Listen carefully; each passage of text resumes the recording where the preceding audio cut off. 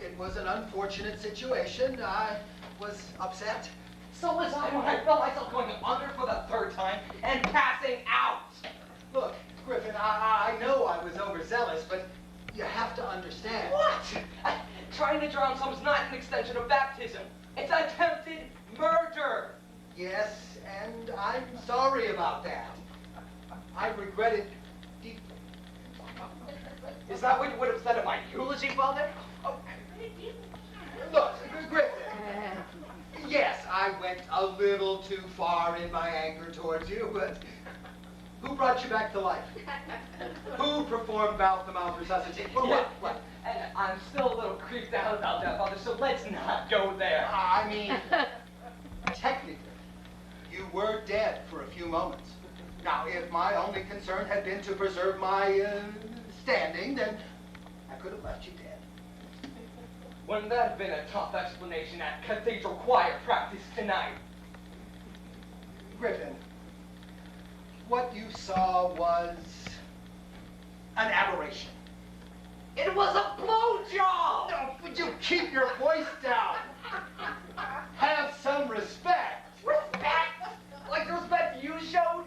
Mrs. Jefford is a married woman. You're a Catholic priest. You don't seem to see the certain lack of respect in getting your dick sucked on the divan in your office. Now, if you bother to knock instead of just barging in. Oh, so it's my fault for not knocking. It's just that you are now privy to information that you never should have known, and I must ask you to give your word never to tell anyone what you saw here. You already asked me that, Father. Did I? Yeah, sometime between pulling your pants up, yelling at me, and trying to drown me in the holy water repository. And the answer is still no. Why are you being so obstinate, Griffin? It's not like I've ever done anything like this before. But a man has needs. Well, now you're 14. Surely you can understand about that, can't you? Then jerk off like I do. And don't use your office as a whorehouse to get your knocks off with a woman who has 3 kids and a husband in Iraq. Now, that's just what I'm talking about. Mrs. Jeffords has needs too. And with me, she can meet those needs with no fear, no regret, no guilt. No shit. What planet are you living on? Is this a new public outreach program? The fellatio ministry? Oh, stop it, Griffin. Have you even thought about the innocents you'd be harming? Mrs. Jeffords' children, her husband, a soldier, fighting for our freedom. Yeah, you sure don't lie with your freedom. Griffin, I've known you since you were 7. I've counseled you, I've advised you. I was there for your family when your mother was so sick. Now, how many private counseling sessions did I have with your mother when she was working through her chemotherapy? Yeah, and now I'm starting to wonder what exactly happened in those counseling sessions. Keep your voice down. This room is not soundproof, you know. And I assure you, I never did anything improper with your mother. Why, my mom not good enough for... I can't believe I just said that. How do I know you never did anything with my mom? How do I know exactly what you're doing? There's a lot of women in this congregation, Father. For the love of Christ, Griffin. Do you know what it's like to live your whole life as a virgin?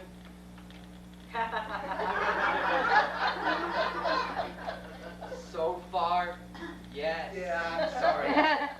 Forget I said that. The point is, after over 40 years of life, over 20 years of devoted service to the church, when does it become my time to do something Totally sinful?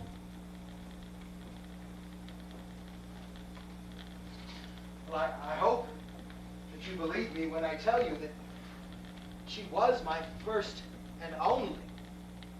I had never broken my vows before.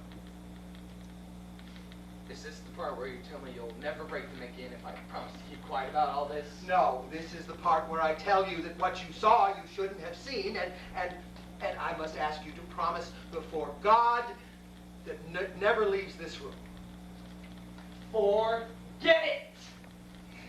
The scandal could destroy the church. Is that what you want? Do you want to tear asunder the very foundation of faith in which you grew?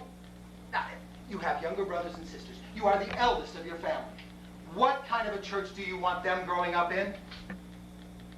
Maybe a different one. You don't mean that. Griffin,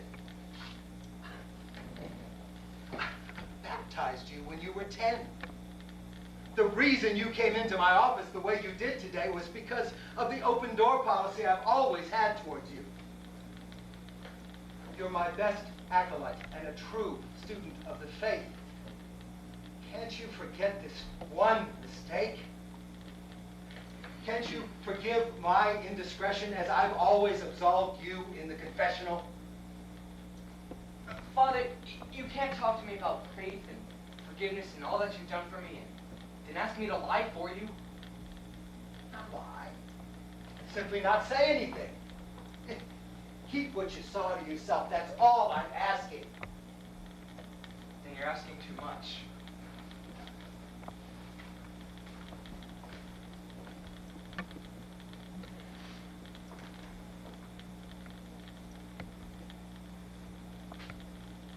You see this? Is that what I think it is? Yes, Griffin. It's cocaine.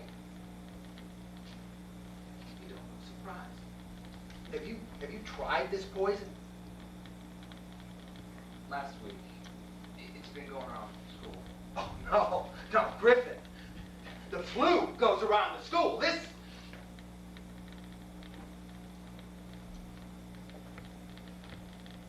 Well, I guess I'm not surprised either. One of your fellow choir members gave me that. A boy younger than you who's in a great deal of trouble because of his use of it. He entrusted me with that and with his secret through the seal of the confession. I can't even go to his parents with this because I take those vows seriously. Wouldn't it be nice if you took all your vows so seriously? But I can't be sure of anything about you anymore. Be sure of this.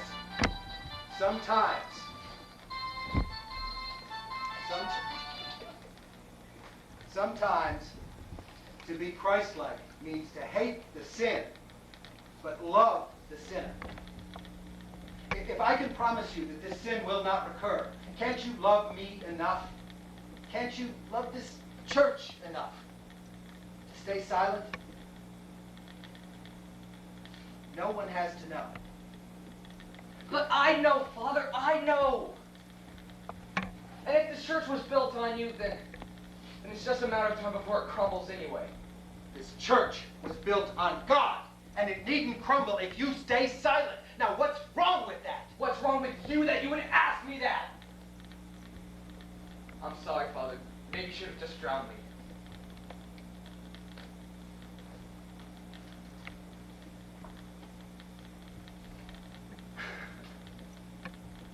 Griffin McConroy.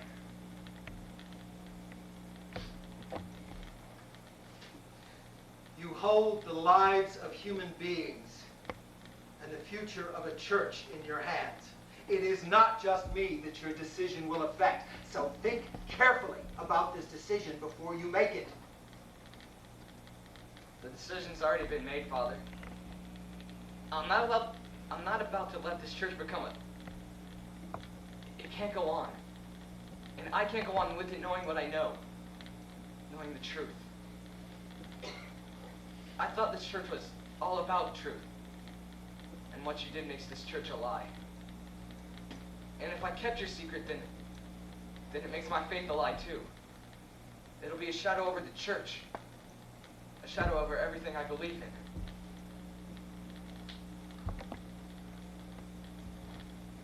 I'll pray for you, Father, but I won't keep your secret.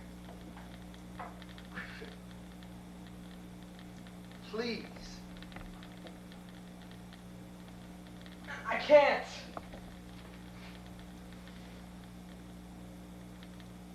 Choir practice is about to start. Griffin, it's a funny thing about shadows. Depending on where the light's coming from, they can fall in a number of different directions. What are you talking about, Father? Preserving my life, my ministry, and my church. Even if a great sacrifice needs to be made. You already tried that, Father, and you lost your nerve. But I promise you I won't lose mine.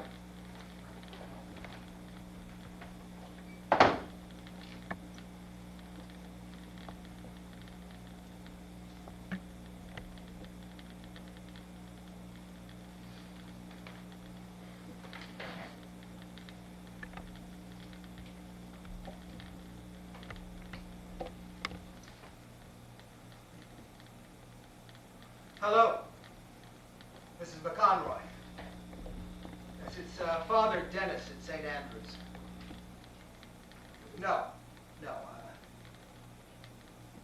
It's about Griffin. No, I'm afraid it's much worse than that.